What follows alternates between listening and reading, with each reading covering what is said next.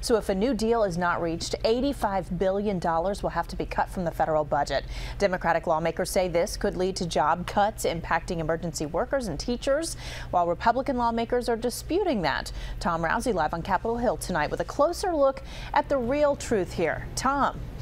Well, Allison, some of those who are skeptical of what some lawmakers are saying about this point out the following. They say when you hear budget cuts, you assume that they're going to take what they spent last year, the full government, and spend less than that this year and in years to come. But that's not really the way the government does things. Instead, they're going to cut from what they plan to spend in the coming years. So while they will be spending less than they intended, it is still going to be more than they spent last year, and government spending is still going to go up, just not as fast.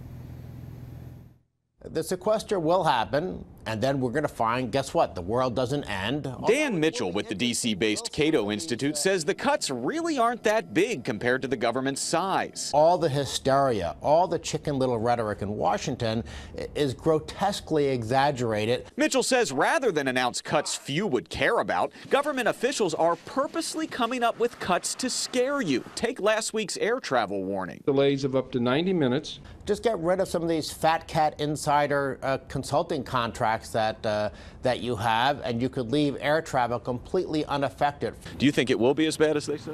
I think so.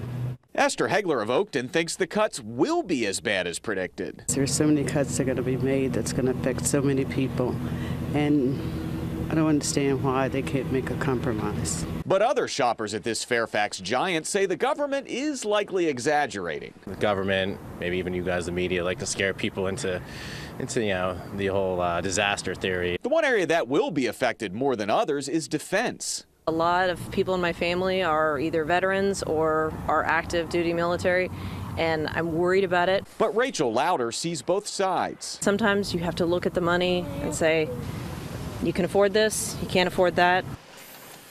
And pretty much everyone we talked to tonight agrees there's probably not going to be a deal between Congress here and the president by Friday. So if that's the case, these cuts would go through. And at that point, starting Friday, we would be able to see whether or not some in the government are overhyping this or not. At the Capitol, I'm Tom Rousey reporting live for ABC 7 News. All right, Tom, thank you. And stay with ABC 7 News for complete coverage of the legislative showdown over